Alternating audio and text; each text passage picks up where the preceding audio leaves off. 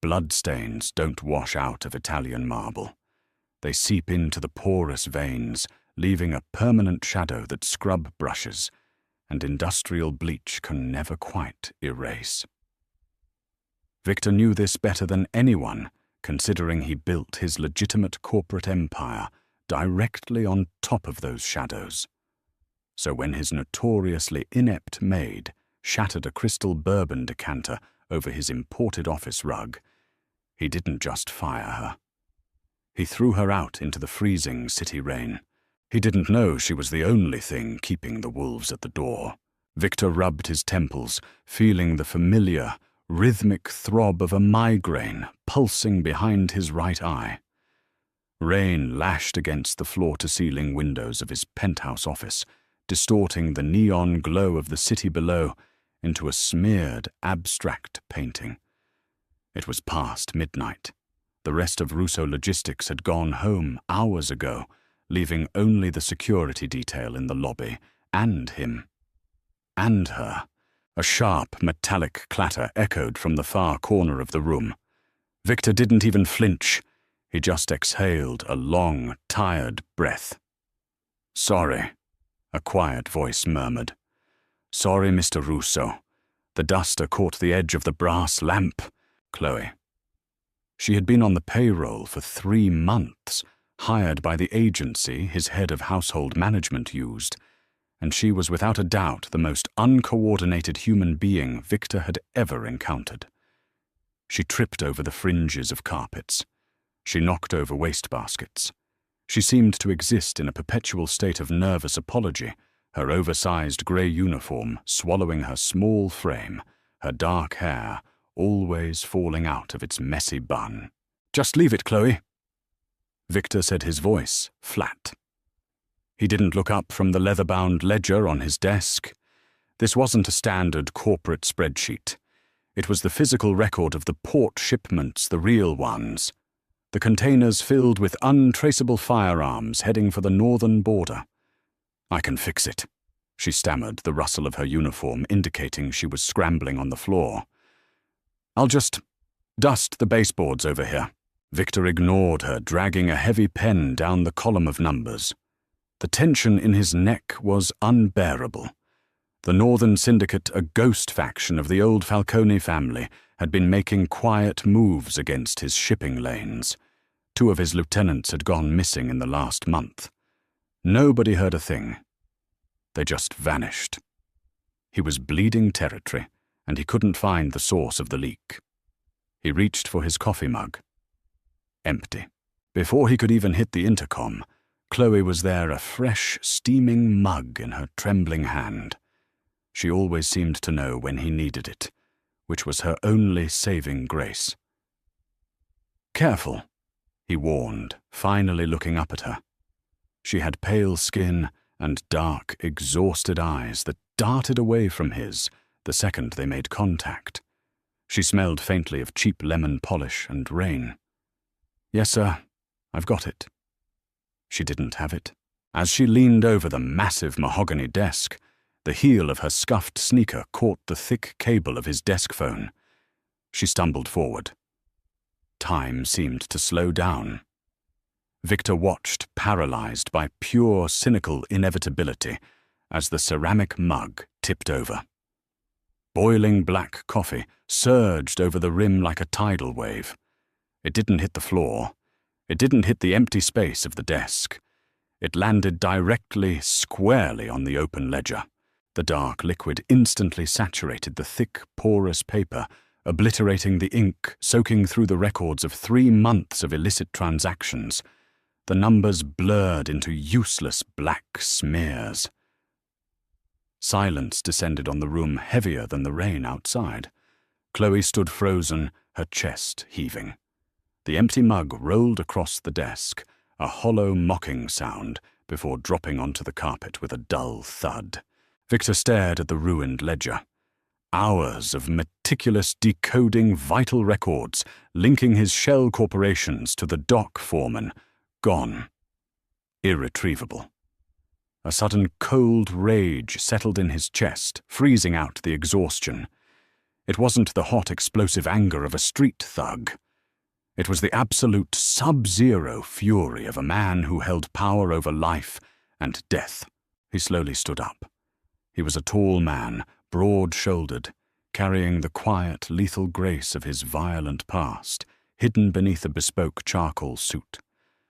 "Mr. Russo," Chloe whispered, taking a step back. "I can dry it. I have a towel." "Stop." His voice was barely above a whisper, yet it cut through the room like a straight razor. She clamped her mouth shut. Her hands were shaking violently now. "Do you know what this is?" he asked, pointing a perfectly manicured finger at the dripping, ruined book. "It's your account, sir. I'm so sorry. I tripped. It's 3 weeks of my life. It's the operational security of 100 men." He walked around the desk, his expensive shoes making no sound on the wet rug. He stopped inches from her. She shrank back, her chin tucked to her chest, the picture of a terrified working-class civilian, realizing she just crossed a man she intuitively knew was dangerous. Victor looked down at her. He saw the frayed collar of her uniform, the nervous flush creeping up her neck. For a split second, he felt a flicker of pity. She was just a clumsy minimum-wage girl trying to survive in a brutal city. He extinguished the pity immediately. Survival in his world meant cutting off dead weight before it dragged you under. "Get your coat," Victor said, turning his back on her.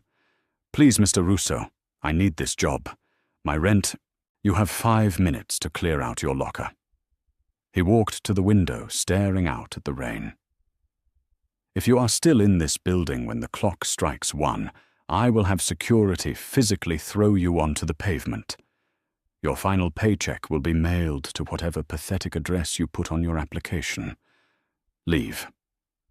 He didn't turn around until he heard the heavy oak door click shut.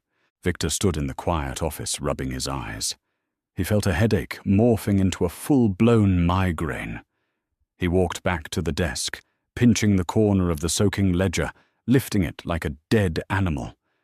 It was a total loss. He threw it into the trash can. As he reached for a wad of paper towels to wipe down the mahogany surface, his eye caught a glint of metal near the leg of his chair. He knelt. It was a small silver object wedged where the carpet met the desk. Chloe must have dropped it when she scrambled away. Victor picked it up. It wasn't a hairpin. It wasn't a cheap trinket. It was a custom-molded, high-frequency audio transmitter. A bug. And not standard police issue. It was military-grade, the kind that cost more than Chloe would make in 5 lifetimes. Victor's blood ran cold. The quiet, pathetic maid hadn't tripped over a wire. She had intentionally destroyed the ledger. Silence in the penthouse took on a different texture. Before, it was the quiet of a late night in the corporate world. Now it was the heavy, suffocating silence of a hunter realizing he had been sharing a cage with a predator. Victor stood perfectly still, the silver transmitter resting in the palm of his hand. It was no larger than a button, sleek and dense. He turned it over. Scratched onto the smooth back, barely visible to the naked eye, was a tiny emblem. A hawk with its wings spread. The Falcone crest. His mind snapped back through the last 3 months. Every dropped tray, every clumsy stumble, every time she accidentally unplugged the router while vacuuming. She wasn't inept. She was systematic. Every accident happened precisely when his lieutenants were calling in. Every time she bumped into his desk, she was planting or retrieving these devices. And tonight, the coffee. She didn't ruin the ledger out of clumsiness. The ledger contained the shipping dates for the incoming artillery, the exact artillery he intended to use to wipe the remaining Falcone loyalists off the map.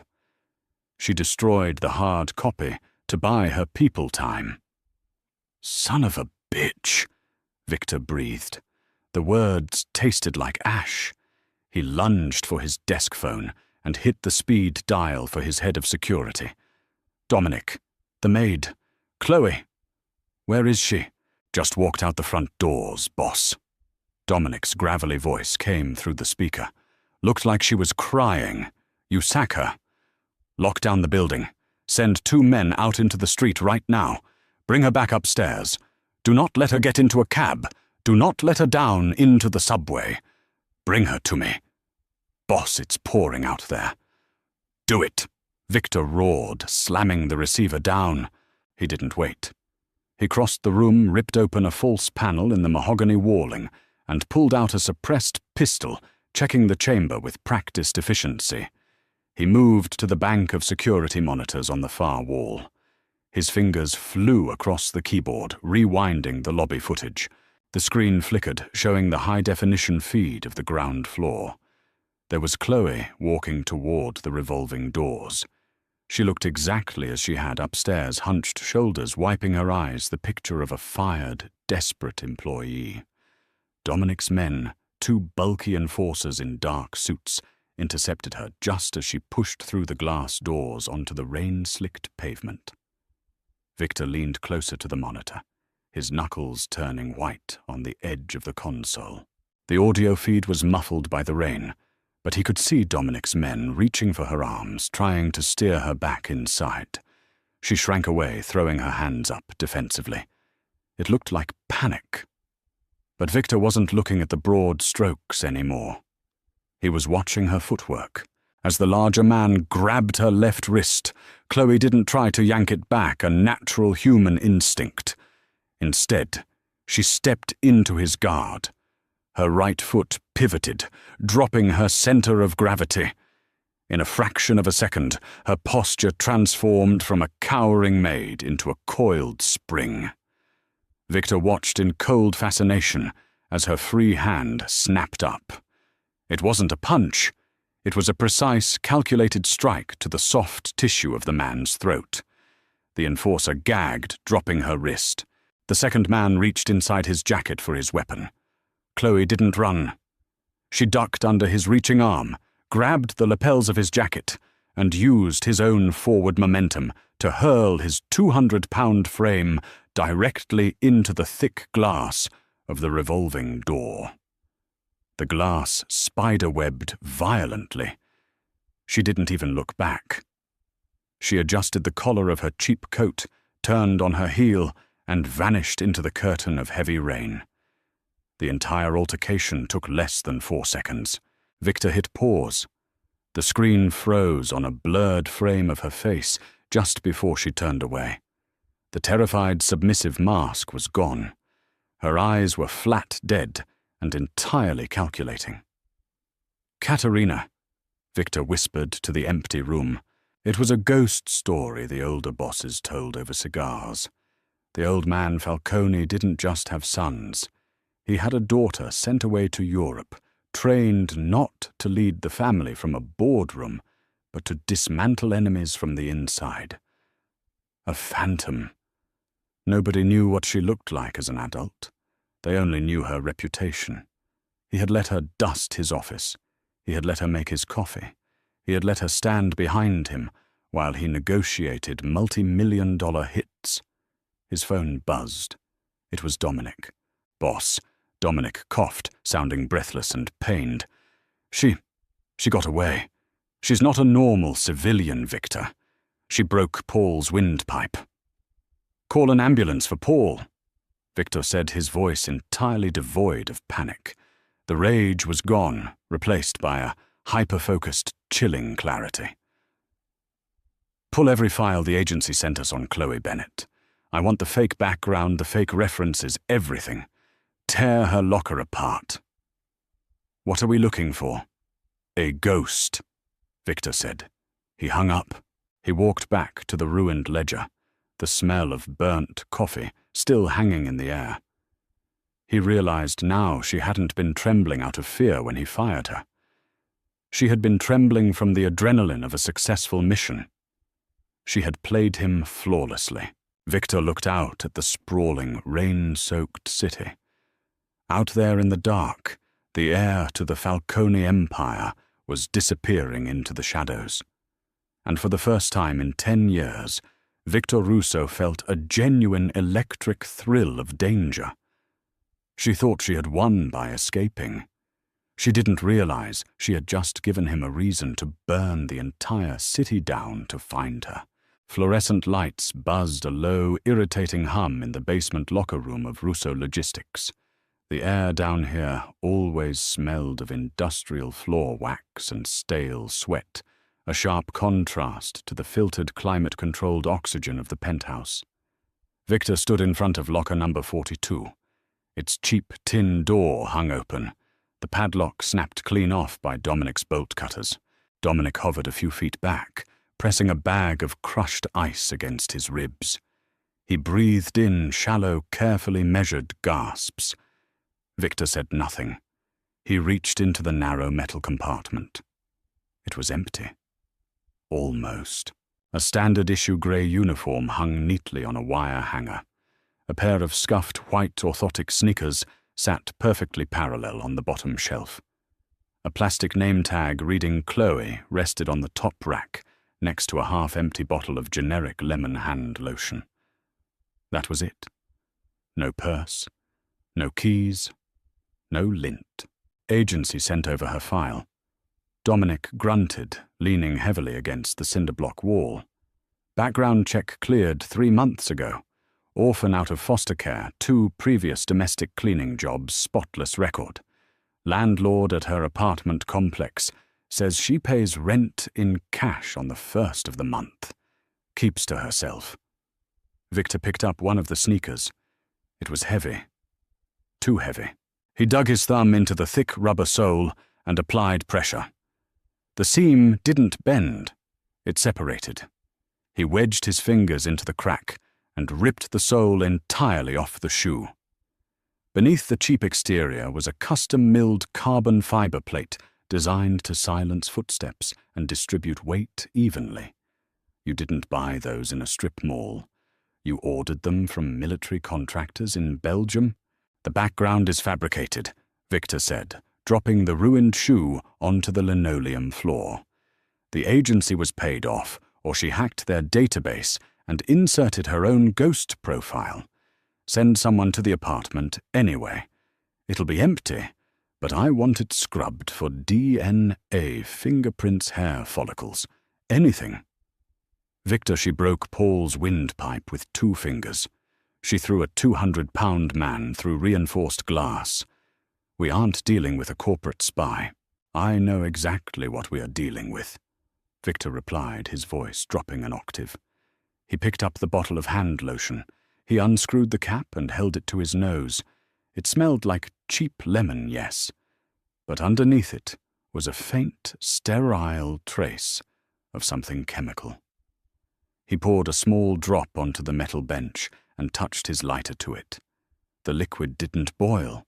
It flared instantly, burning with a bright, smokeless blue flame. Napalm accelerant, disguised as hand lotion. She had been walking around his headquarters with enough explosive catalyst to level the entire executive floor, smelling like a fresh kitchen. A cold smirk touched the corner of Victor's mouth. It wasn't amusement. It was the terrifying recognition of an equal. Caterina Falcone, Victor murmured, watching the blue flame die out. Dominic choked on his breath, pulling the ice pack away from his ribs. Falcone, the old man's daughter. That's a myth. She's supposed to be in Geneva or dead. She's neither. She's been making my coffee for 90 days. Victor turned around, his dark eyes locking onto his head of security. Think about it, Dominic. The missing shipments, the vanishing lieutenants. We thought the Northern Syndicate was getting lucky. They weren't. She was giving them our blind spots. Dominic looked sick. She had access to everything. She cleaned the boardroom. She took out the trash in the server room. She didn't care about the servers, Victor said, stepping past him toward the stairwell. She cared about the physical ledger. She knew I didn't trust digital records for the port operations. She waited until the exact night I was reconciling the armory shipments to spill a cup of boiling liquid over the only hard copy. So what's the play? We go to war with the North? No. Victor paused with his hand on the heavy steel door of the stairwell. The North is fractured. They take orders, but they don't have the brains to coordinate this kind of infiltration. Katerina is the brain. If we cut off the head, the rest of the Falcone loyalists will scatter like roaches. Victor pushed the door open, the sterile basement air rushing past him. He didn't just want her dead. That would be too easy. She had violated his sanctuary. She had watched him in his most vulnerable moments, feigning terror while secretly holding a knife to his throat. She had played the clumsy, pathetic girl, and he had pitied her. That was the unforgivable sin. "Put every man we have on the streets," Victor ordered as he climbed the concrete stairs. "Lock down the transit hubs, the private airstrips, the helipads. Bribe the harbour master to freeze all outbound maritime traffic. She won't leave the city without checking in with her handlers." "And when we find her," Dominic asked, struggling to keep up. "You don't touch her," Victor said, not looking back. "You corner her, and then you call me. I am going to tear the ghost apart with my bare hands." He reached the ground floor and strode out into the lobby. The shattered glass of the revolving door had already been swept up, leaving a cold, gaping hole that let the rain blow inside. Victor stood in the threshold, letting the freezing mist hit his face. He inhaled deeply, tasting the ozone and the wet asphalt. She was out there, and she was going to learn that a ghost is only scary until you turn on the lights. Rainwater cascaded from the rusted lip of the fire escape, soaking through the shoulders of Katerina's cheap wool coat. She didn't shiver. Shivering wasted energy, and right now she was running on a rapidly depleting reserve of adrenaline and sheer willpower. She shoved her shoulder against the warped wood of the rooftop access door. It groaned, giving way with a loud crack that echoed across the empty tar-papered roof. She slipped inside, kicking the door shut, and sliding a heavy steel deadbolt into place in total darkness. This safe house wasn't on any grid. It was an abandoned boiler room atop a condemned garment factory in the meatpacking district. Nobody came up here except feral cats and the occasional squatter whom she had aggressively relocated 2 weeks prior. Katerina leaned her back against the damp brick wall and finally let her lungs expand fully. "Damn it," she whispered into the dark. She reached into her pocket and pulled out a small tactical flashlight, clicking it on with her thumb. The narrow beam cut through the dust, illuminating a sparse setup, a military cot, a footlocker, and a camping stove. She stripped off the wet coat, letting it drop to the concrete floor. Beneath it, she wore a tight black tactical turtleneck and dark cargo pants. The oversized frumpy maid uniform she had worn for 3 months was gone discarded in an alleyway dumpster miles away. Katerina walked over to the footlocker and popped the latches. She needed to assess the damage. Rolling up her left sleeve, she inspected her forearm. A dark, ugly bruise was already blossoming from wrist to elbow, where Dominic's enforcer had grabbed her. She prodded the muscle. Nothing broken. Just deep tissue trauma. She had underestimated the speed of Victor's security response. She thought she had at least 60 seconds to clear the lobby. Victor had locked the building down in 30. He was faster than her father's old dossiers had claimed.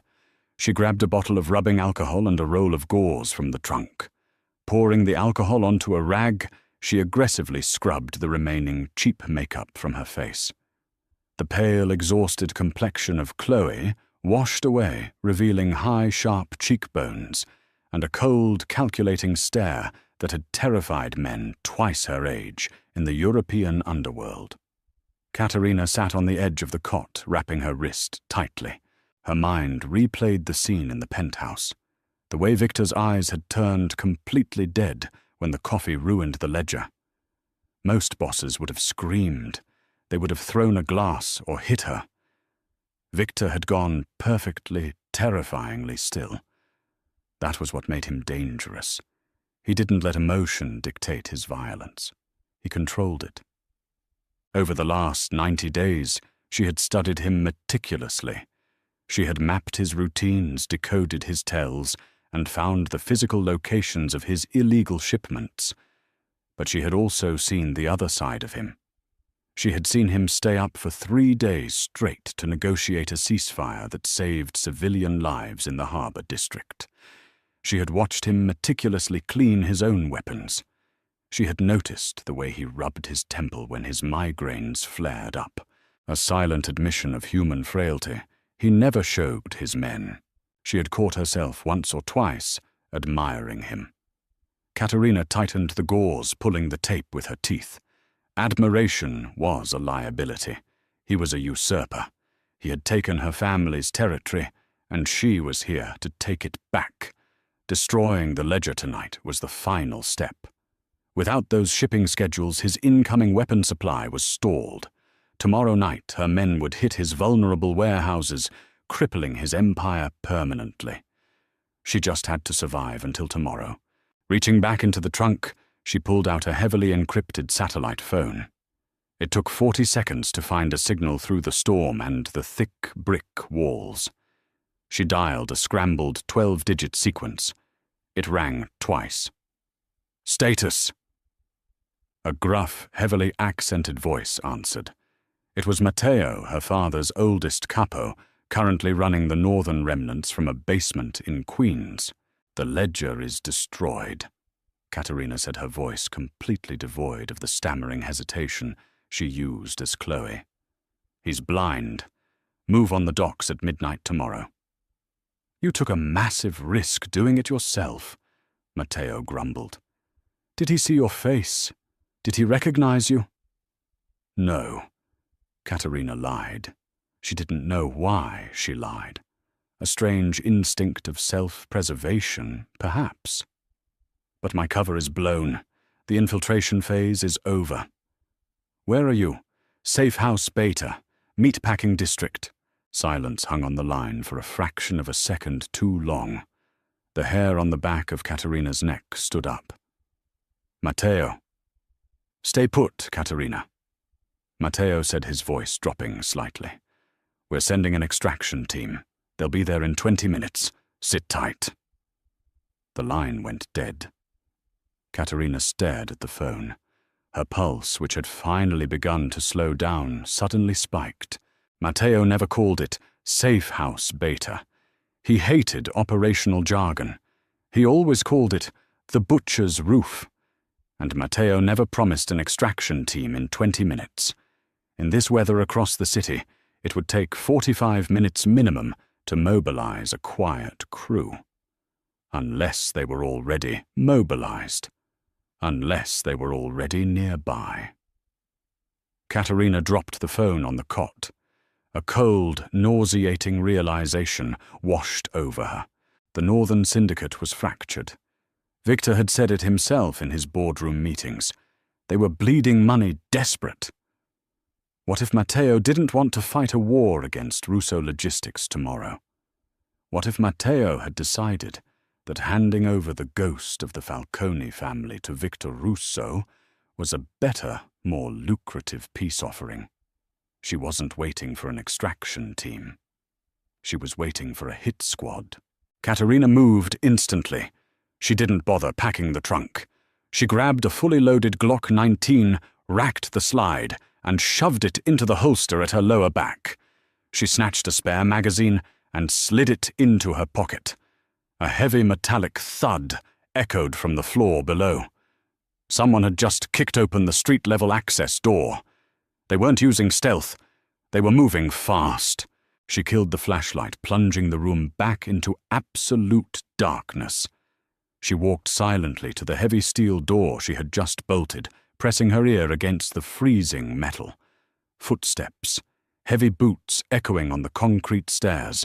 5, maybe 6 men. Coming up fast. Katerina gripped the handle of her gun.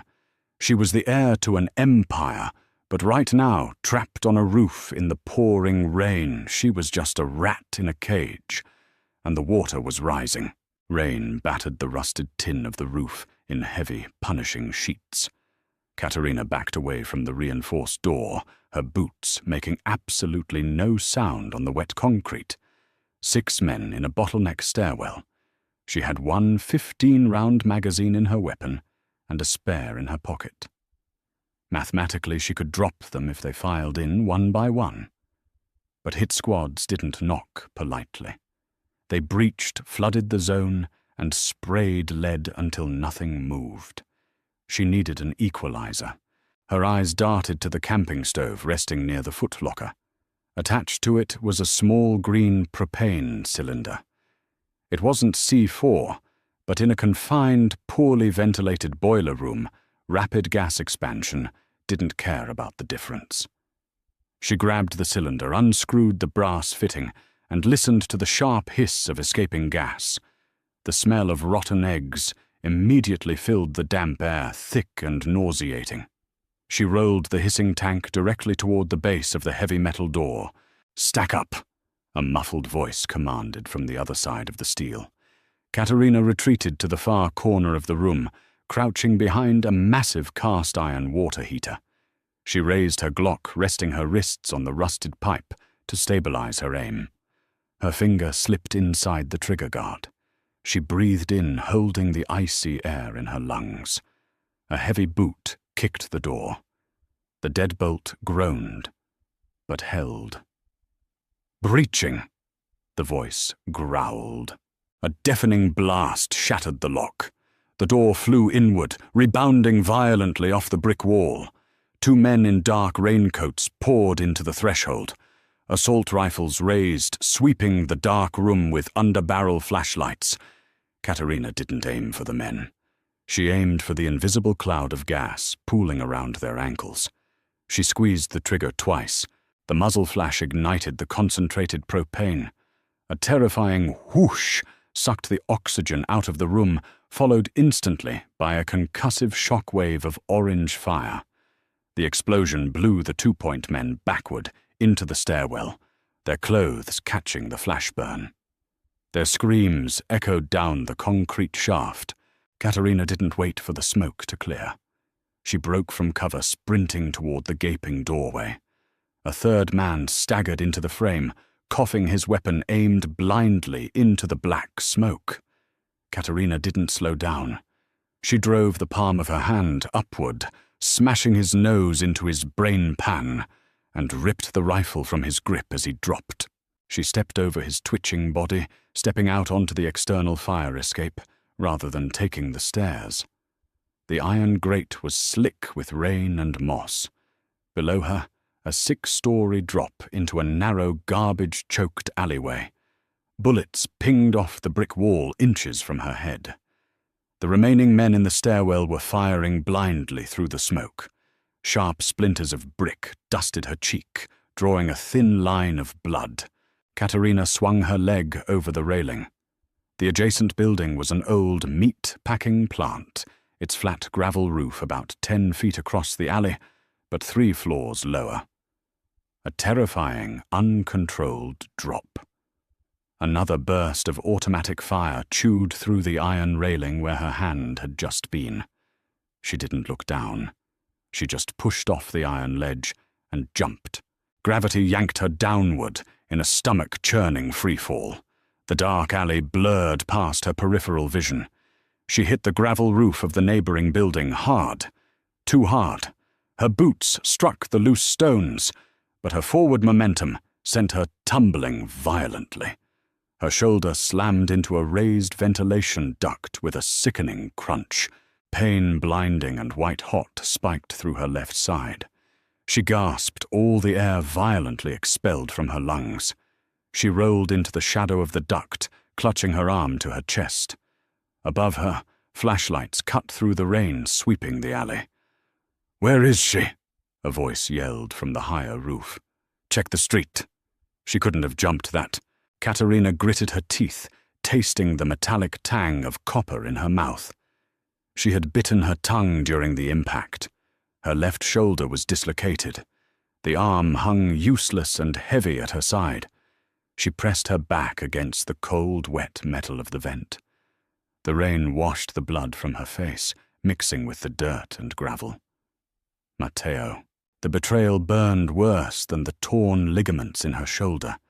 She had spent 10 years training in the cold mountains of Switzerland, preparing to reclaim her father's legacy. She had bled for the Falcone name, and the moment she created the perfect opening, her own general sold her out to the highest bidder. She wasn't just a rat in a cage anymore. She was a ghost without a haunting ground. She awkwardly unholstered her pistol with her right hand, checking the chamber with her thumb. 12 rounds left. No allies. No safe house. There! A voice shouted from a nearby fire escape. A beam of light pinned her against the vent. Roof below, I've got her. Katerina raised her gun, squinting against the blinding halogen glare. She squeezed the trigger. The light shattered, and the man holding it tumbled backward down the iron stairs with a wet thud. But there were more coming. She could hear the heavy boots echoing on the metal walkways descending rapidly. They were swarming the block. She dragged herself upright, using the vent for support. Every movement sent a fresh wave of nausea rolling through her gut. She stumbled toward the roof access door of the meat-packing plant. It was padlocked. She aimed her pistol at the heavy brass lock, turning her face away, and fired. The lock shattered. She kicked the door open and plunged into the pitch-black stairwell descending into the belly of the abandoned factory. It smelled of old blood and rust. Fitting. She needed to find a place to pop her shoulder back into the socket. She needed a tourniquet. She needed a miracle. Because if Matteo's men didn't kill her in this factory, Victor Russio's men were waiting on the streets to finish the job. Victor stepped out of the black armored SUV, the soles of his bespoke Oxfords splashing directly into a deep puddle of murky rainwater. He didn't care. His dark eyes were fixed on the flashing red and blue lights cordoning off the mouth of the alleyway in the meat-packing district. Dominic flanked him, holding a massive black umbrella that shielded Victor from the worst of the downpour. Cops got a 911 call about an explosion 10 minutes ago, Dominic said, reading off a glowing tablet. Our guys intercepted the dispatch, paid the local precinct captain to keep his uniforms out on the perimeter. The alley is ours for the next 20 minutes. Who is inside? Victor asked, his voice, a low, dangerous rumble. Not us, Dominic replied. And not cops. We found 3 bodies in the stairwell of that condemned boiler room. 2 burned, one with his face caved in. Victor bypassed the yellow police tape, walking into the narrow, garbage-strewn alley. The smell of cordite and burnt flesh hung heavy in the damp air, overpowering the usual stench of decaying trash. He stopped next to a crumpled shape, resting on a pile of broken pallets. It was a man in a dark, tactical coat, his neck bent at a totally unnatural angle. Victor nudged the man's chin with the toe of his shoe, turning the face upward.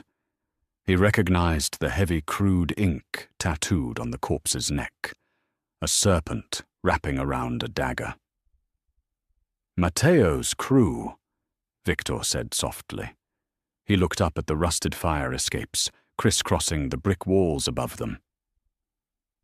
The Northern Syndicate, Dominic frowned, shining a flashlight onto the dead man. Why would Matteo hit his own boss? The girl just risked her neck to cripple your shipping lines for him. Because Matteo is a businessman, Victor said, stepping over the body. A coward, but a businessman. He saw the ledger burn, but he also knows I locked down the city. He realized a war with me tomorrow would cost him too much blood. So he decided to serve me the one thing I want on a silver platter to buy his own peace. Victor traced the trajectory of the broken fire escape above, then looked across the alley to the lower roof of the abandoned meatpacking plant. "She jumped," Victor murmured. The sheer physical impossibility of the leap made a twisted knot of respect tighten in his chest. She made that gap. He walked toward the loading dock of the meatpacking plant. A rusted service door hung open on busted hinges, the lock shot to pieces. On the concrete threshold, a distinct smear of dark, wet blood was slowly washing away in the rain. "Get the men to surround this building," Victor ordered, unbuttoning his suit jacket and drawing his suppressed pistol. "Nobody goes in but me." "Victor, she's a cornered animal right now. Let the boys sweep the floor." "No." Victor locked eyes with his head of security. The absolute freezing authority in his gaze made Dominic step back. "She made me look like a fool in my own house. I'm going to look her in the eye when this ends." Victor stepped through the busted door into the cavernous, pitch-black interior of the factory. The air inside was freezing, smelling of ammonia and decades of decay. Rain dripped steadily through holes in the high, vaulted ceiling, echoing loudly in the empty space. He moved with absolute silence, a predator hunting in his natural element. He followed the faint, erratic droplets of blood across the cracked tile floor. They led toward the old industrial freezers in the back. He paused outside the heavy stainless steel door of freezer number 4. It was cracked open, just a fraction of an inch. Victor pressed his back against the wall. He reached out with his left hand and yanked the heavy door open, pivoting into the doorway with his weapon raised and centered. I'd shoot, but my hands are shaking too badly to guarantee a headshot. A quiet, strained voice echoed from the dark corner of the insulated room. Victor didn't lower his gun. He activated the tactical light mounted beneath the barrel. The beam cut through the dark, illuminating Katerina. She was sitting on the floor, leaning against a rusted meat hook rail. Her left arm was strapped tightly to her chest with a makeshift sling made from a torn strip of her black turtleneck. Her face was pale, smeared with dirt and dried blood, but her dark eyes were wide open, staring directly into the blinding light. Her right hand held the Glock resting on her knee, pointed loosely in his direction. She looked utterly exhausted, defeated, and yet entirely unbowed. "You found the rat in the rain, Mr. Russo," she whispered, a bitter, cynical smile touching her lips. "Congratulations." Victor kept the light on her face. "Drop the weapon, Katerina." "Or what?" She laughed, a dry, painful sound that ended in a wince. "You'll kill me. I think we both know I'm not walking out of this freezer. Matteo made sure of that." "Matteo sold you out. Brilliant deduction. Did you figure that out all by yourself? Or did your accounting department run the numbers?" Victor finally lowered his weapon, clicking off the blinding light. The dim, ambient light from the factory floor spilled into the freezer, casting long shadows. "He sent a 6-man hit squad to execute you," Victor said, his voice stripped of the explosive rage he had felt hours ago. Now, looking at her broken on the floor, he felt something far more dangerous. Intrigue. "He thought handing me your corpse would buy him an amnesty deal." Katerina's grip on her pistol tightened. "So finish the job. Take my head back to your penthouse and put it on a pike. It's what you came for." Victor stared at her. He saw the girl who had clumsily poured his coffee. He saw the ghost who had dismantled his security. And now he saw a betrayed soldier with nowhere left to run. "Matteo insulted me," Victor said, quietly holstering his gun. "He thinks he can burn my ledger, use my city as a battleground, and then dictate the terms of peace by throwing me a bone.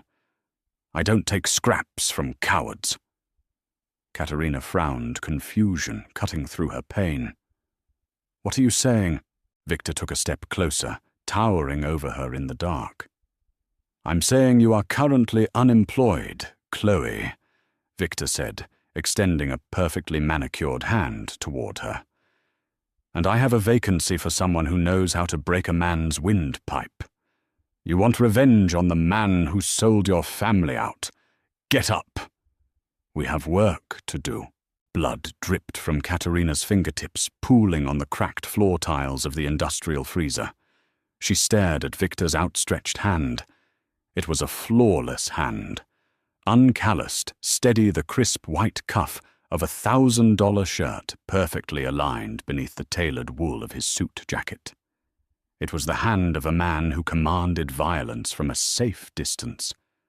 But tonight, he was standing in the dark, surrounded by the smell of cordite and copper, offering a lifeline to his worst enemy. She laughed.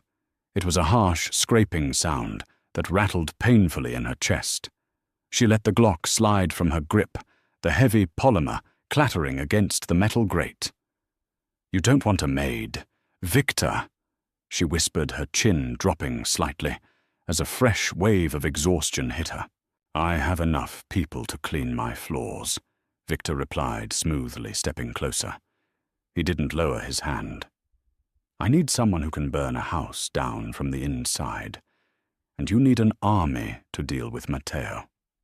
Take the deal, Katerina, or bleed out next to a rusted meat hook." She knew it was a devil's bargain. Men like Victor Russo didn't offer salvation out of the goodness of their hearts. He wanted her strategic mind. He wanted her knowledge of the Northern Syndicate's infrastructure. Most of all, he wanted the legitimacy of the Falcone bloodline marching beside him when he wiped Matteo off the map. But right now, principles were a luxury she couldn't afford. Katerina reached up with her good right arm and gripped his forearm. His grip was iron. He didn't just help her stand, he practically hauled her upright. White-hot agony ripped through her left shoulder. Her vision whited out for a terrifying second, and her knees buckled. Victor caught her instinctively, his free arm wrapping around her waist, pulling her against his chest.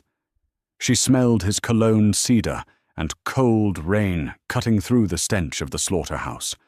"Breathe," he ordered, his voice vibrating against her ear. "It's dislocated," she hissed through gritted teeth, her forehead resting heavily against his expensive lapel. She was leaving a smear of dirt and blood on the charcoal wool, but he didn't seem to care. "I know. We'll fix it in the car." He adjusted his grip, practically carrying half her body weight. "Walk with me." They moved slowly out of the freezer, crossing the dark expanse of the factory floor. Every step sent a jolt of fire through Katerina's nerves, but she forced herself to keep moving, matching Victor's long, measured strides as best she could. When they finally stepped out of the loading dock into the alleyway, the rain had reduced to a freezing drizzle.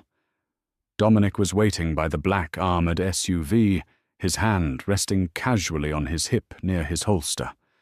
When he saw Victor emerge from the shadows, supporting the woman who had just crippled half their operation, his jaw locked. "Boss," Dominic warned, taking a step forward. "Tell me you're bringing her out here to shoot her.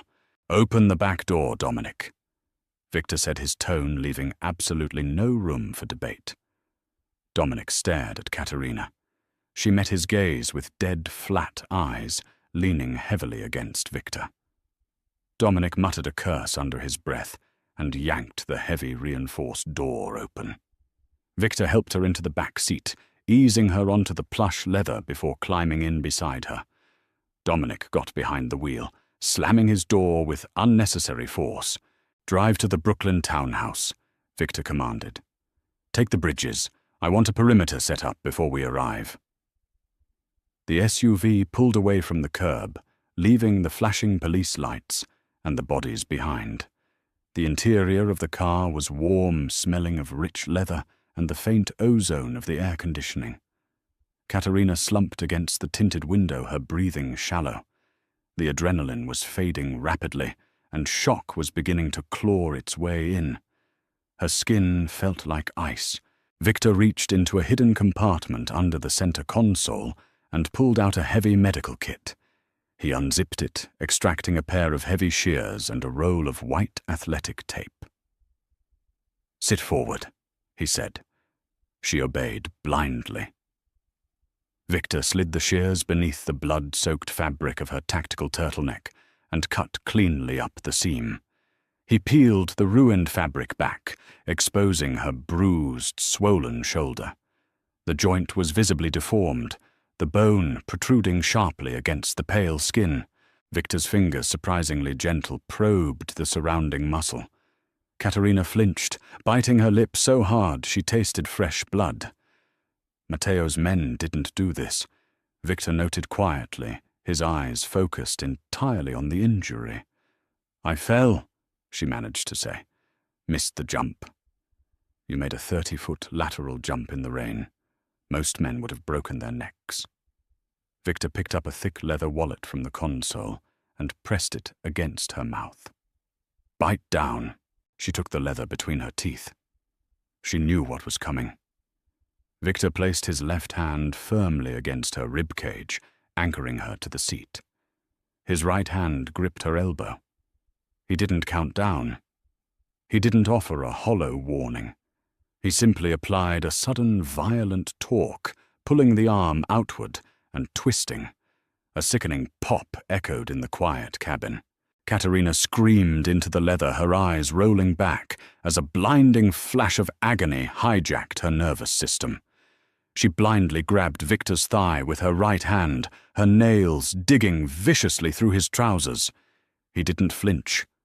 The pain immediately shifted, dulling from a sharp, agonizing spike into a deep, throbbing ache. The joint was back in place. She spat the wallet out her chest, heaving as she gasped for air. Sweat beaded on her forehead, mixing with the grime. Victor calmly reached for the tape. "Better." "Go to hell," she breathed, though the color was already starting to return to her cheeks. A ghost of a smile touched the corner of Victor's mouth. "We're already there, Katerina. Now sit still while I bind this, or you'll pop it right back out when we raid Matteo's compound." She let her head fall back against the headrest, watching him work. His hands were precise, wrapping the tape tightly around her shoulder to restrict the movement. He wasn't looking at her like a maid anymore. He was looking at her like a weapon he had just meticulously repaired. And heaven help her, she was starting to look at him the same way. Dawn broke over Brooklyn in a wash of grey, bruised clouds. The safe house was a fortified brownstone, tucked away in a quiet, affluent neighborhood. Inside, the heavy velvet drapes were drawn tight, and the air hummed with the quiet efficiency of Victor's surviving lieutenants, running logistics from the downstairs dining room. Katerina sat in the upstairs study. She was wearing an oversized black crewneck sweater she had found in a dresser, her left arm strapped firmly to her chest in a proper sling. The hot shower had washed away the blood and the physical remnants of Chloe, leaving only Katerina. She felt lighter, deadlier, and entirely exhausted. The heavy mahogany door clicked open. Victor walked in, holding 2 steaming ceramic mugs. He had changed into a dark turtleneck and black trousers, stripping away the corporate CEO aesthetic for something much more functional. He set one mug down on the glass coffee table in front of her. "Black," Victor said. "Try not to spill this one." Katerina picked up the mug with her good hand, letting the heat seep into her cold fingers. "You'll never let the ledger go, will you?" It was a handmade Italian binding. Victor replied completely deadpan, sitting on the leather sofa opposite her. He took a sip of his own coffee, his dark eyes studying her over the rim. "We have a problem. Matteo. My scouts hit his basement in Queens an hour ago. It was completely scrubbed. Servers ripped out, paper trails burned. He knew I'd come for him the second the hit squad failed. He's gone to ground." Katerina took a slow sip of her coffee. The bitterness grounded her. She leaned forward, placing the mug back on the glass table. Matteo is a creature of habit, Katerina said, her voice sharp, devoid of any lingering weakness. He projects strength, but he's deeply paranoid. He never trusted the Queen's location. He only used it for day-to-day operations because it was close to the transit hubs. Then where is his bunker? Newark, she said without hesitation. There's an abandoned commercial shipping yard on the edge of the industrial sector. My father bought it 15 years ago through a blind trust. Matteo repurposed it when he took over the northern faction. He keeps his heavy artillery there, and more importantly, he keeps his private flight manifests there. Victor set his mug down. The air in the room shifted.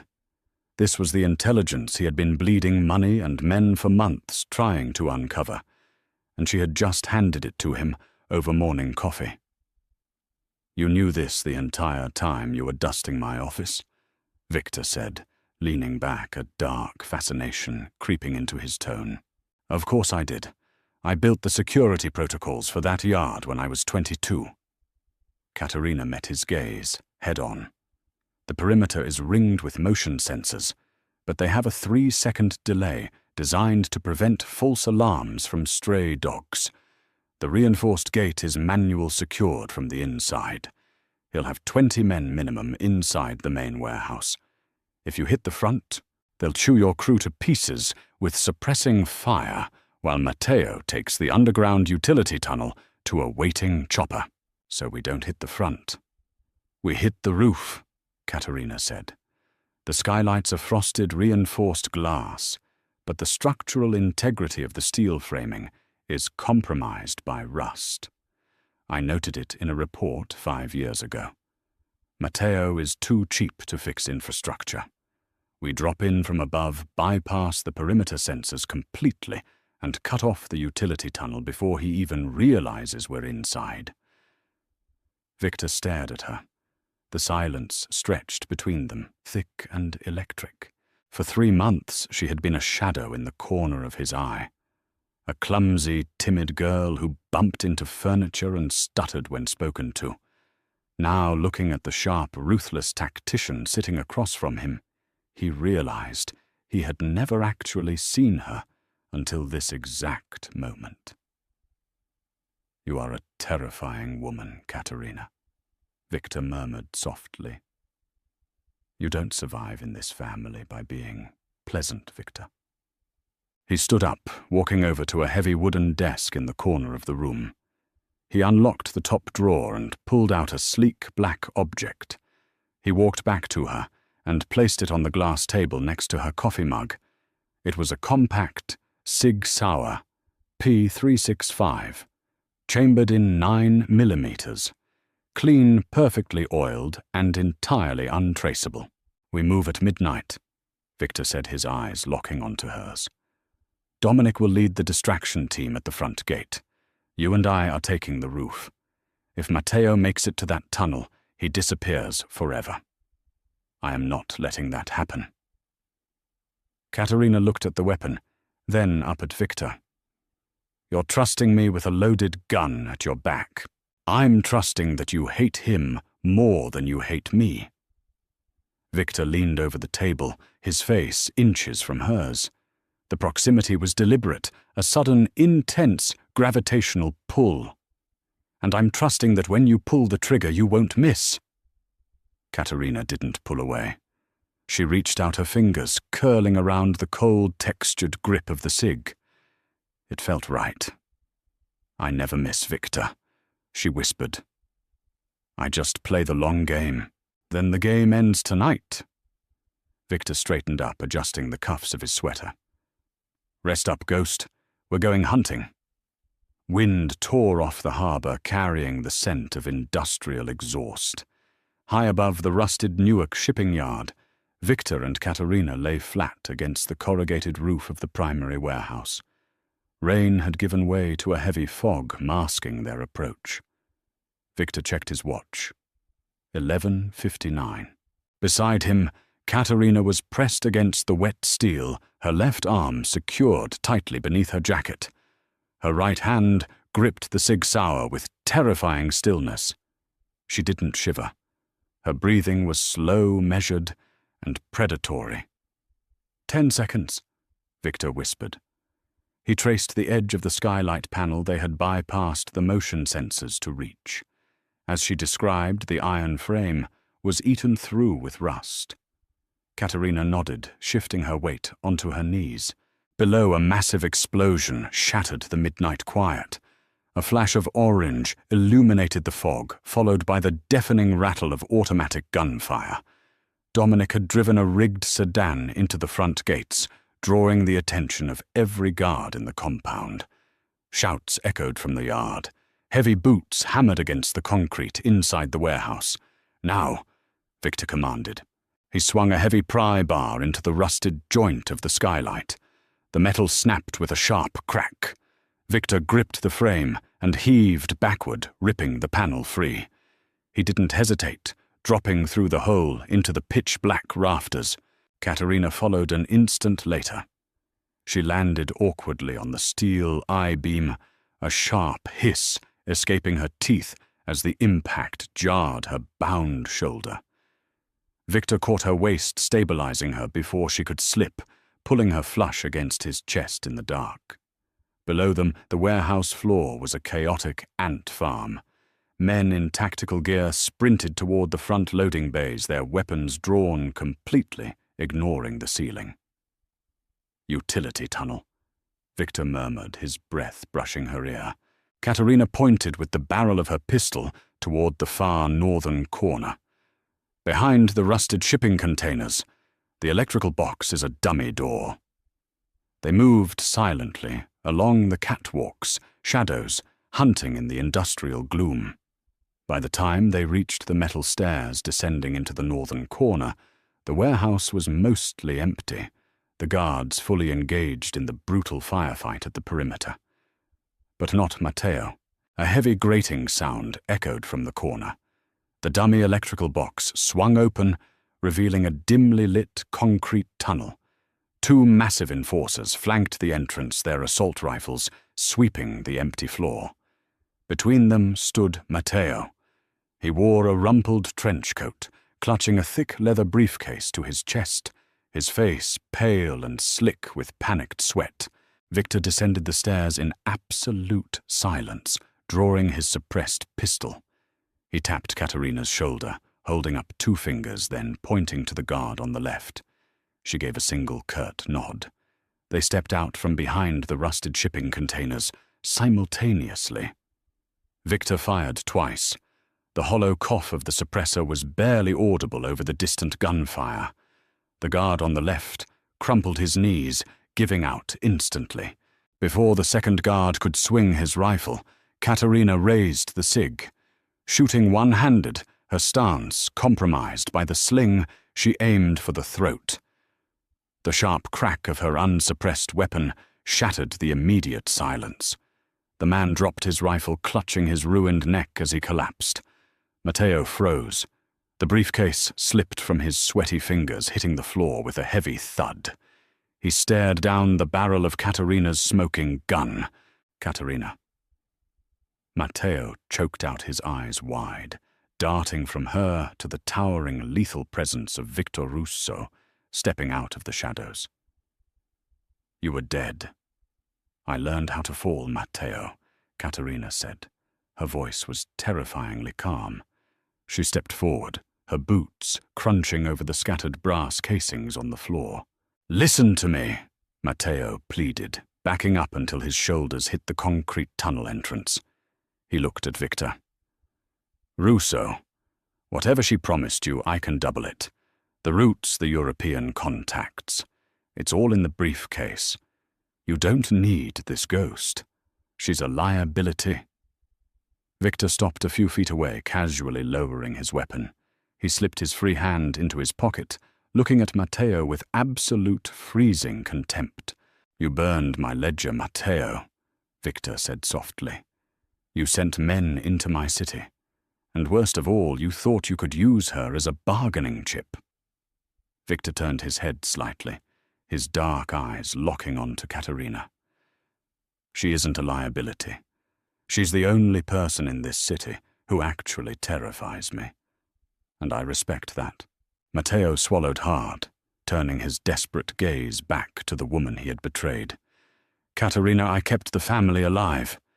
Your father was weak. I did what I had to do to survive. We are family. Family doesn't lock the cage and strike a match, Katerina replied. She didn't monologue. She didn't scream. She simply raised the gun, aligned the iron sights with the center of his forehead, and pulled the trigger.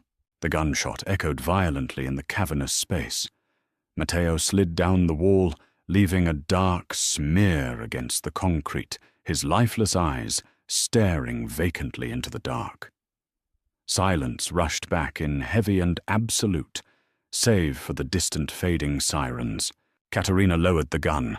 Her right hand was trembling slightly, the sheer adrenaline finally burning out of her system. She stared at the man who had stolen her birthright, feeling nothing but a cold, hollow finality. It was over. The ghost had her revenge. Suddenly she felt the warmth of Victor's hand wrapping over hers. He gently pried the slide-locked weapon from her stiff fingers, slipping it into his own waistband.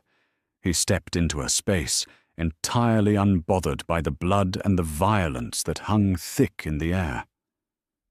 "It's done," Victor said, his voice a low, grounding rumble. He reached up his thumb, lightly brushing a streak of dirt and gunpowder from her cheekbone. It was an incredibly intimate gesture in an incredibly brutal room. Katerina looked up at him. She saw the absolute power in his posture, the ruthless ambition in his eyes, and beneath it all an undeniable possessive loyalty. She came to destroy his empire, and instead, he had helped her reclaim her soul. "What now, Victor?" she asked, her voice quiet but steady. "Now," Victor murmured, his hand sliding to the back of her neck, pulling her just a fraction of an inch closer. "We go home. Tomorrow we buy a new ledger. And you are going to help me fill it." Katerina let out a dark, breathless laugh, leaning her forehead against his chest as the sirens grew louder. The Clumsy Maid was dead. The Queen had arrived. What a brutal, satisfying end to Matteo's betrayal. Victor and Katerina proved that the deadliest alliances are forged in fire, and sometimes the perfect partner is the one who originally came to destroy you. Did you expect that explosive finale? If you loved this dark mafia romance and want more intense action-packed stories, filled with morally grey characters and razor-sharp tension, smash that like button and share this video with your fellow romance readers. Don't forget to subscribe and hit the notification bell so you never miss our next thrilling audio drama.